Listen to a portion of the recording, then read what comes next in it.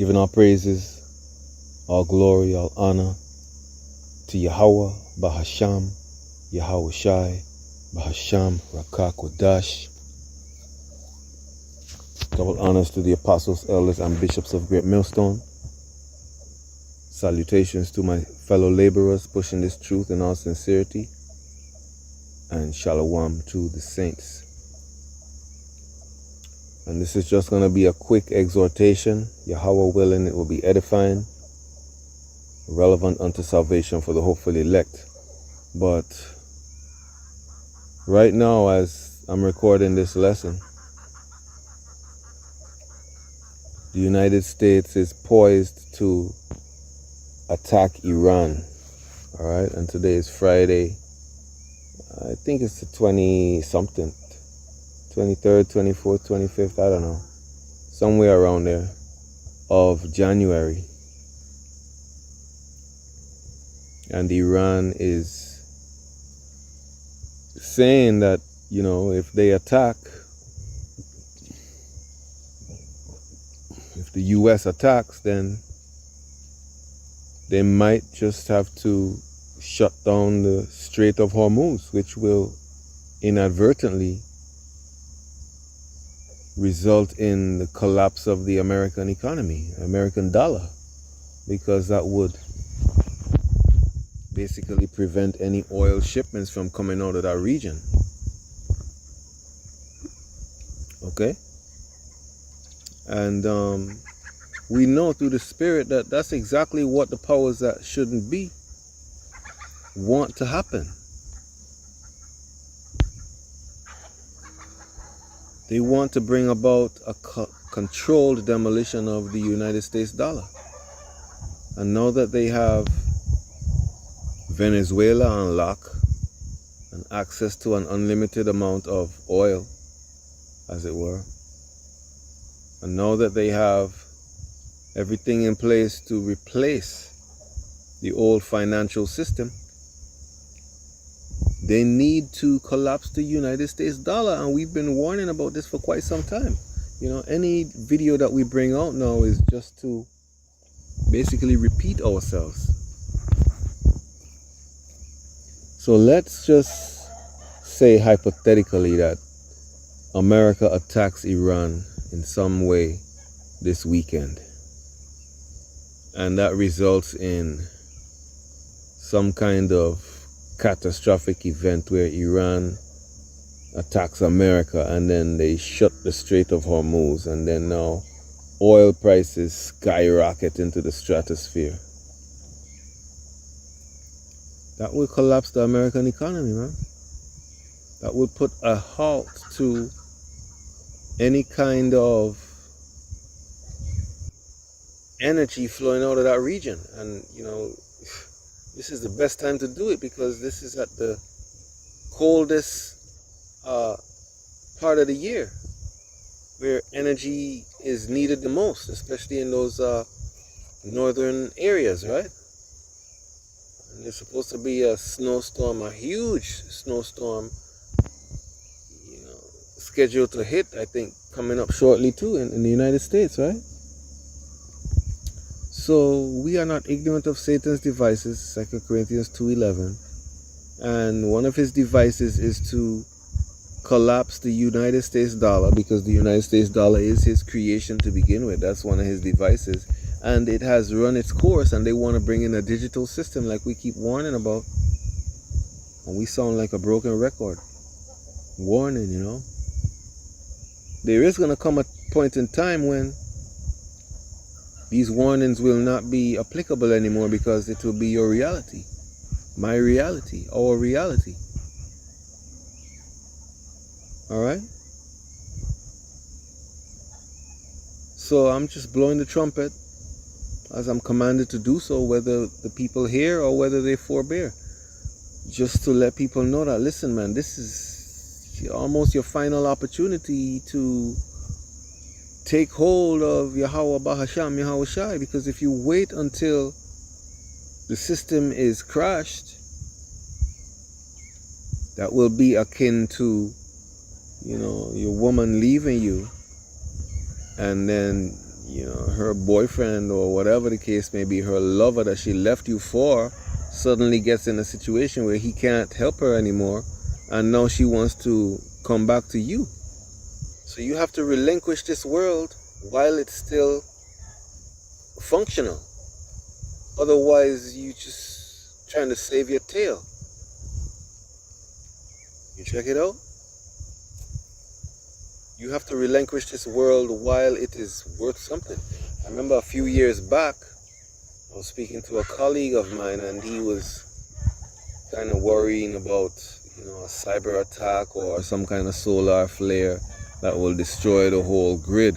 And I told him they're not going to destroy their grid without first having something to replace it with. They need the grid in order to dangle it over people's heads to coerce them into taking the mark of the beast. And in like manner, they need to now collapse the United States dollar to coerce people into the new digital grid. When you think about it, all the oil prices have remained so stable for 5 years now, man. When with all this activity going on in the Middle East, there should have been some kind of fluctuations.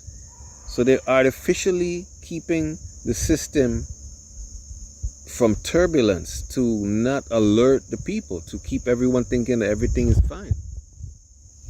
Like you talk about in Ecclesiastes 9 and 12, the fishes know not when they will be snared in an evil time. And so likewise men will not realize until the last minute what's happening to them when they get entrapped and snared. Luke 17:26 says, as in the days of Noah, so shall it be in the coming of the Son of Man. So these events that we were told to watch out for, wars and rumors of wars, famines and pestilences, upwards of the people, like you talk about in Matthew 24, 2nd Ezra 16:15, we are watching, man, and we are warning you, and we are telling you that if America attacks Iran this weekend, right, then it might just result in a global meltdown of the economy. Okay, and there's no better time to do so than now, in the height of the winter season, where energy is needed the most. Okay, so what more can we do to alert you, to warn you? I mean, we're blowing this trumpet for quite some time, playing the same old tune. It's like a 12-bar blues just on repeat. Just telling you what's happening, man. Iran is not just going to sit by and let America attack them. They are going to counterattack. And all of this is part of the whole plan, so that they can validate why the system collapsed. Not because of greed, not because of mismanagement, not because of politicians and leaders, so-called, but because, there's a war and that's why. So they have the perfect scapegoat.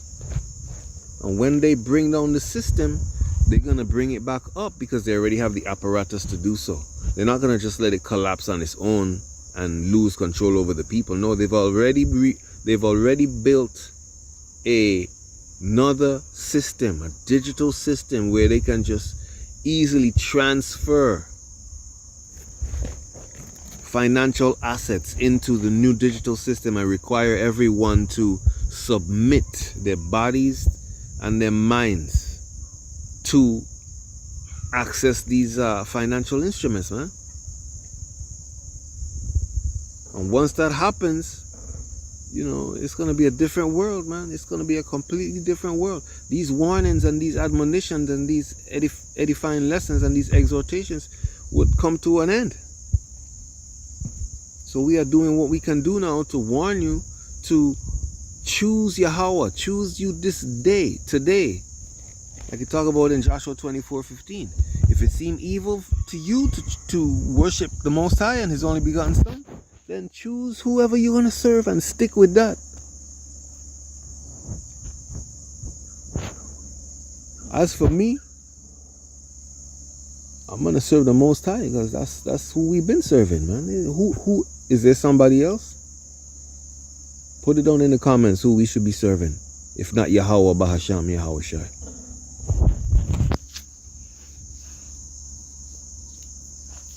Things are happening, man, and it's gonna come like a thief in the night to those who are not watching. But we are watching. We are letting you know what's happening in case you are not paying attention.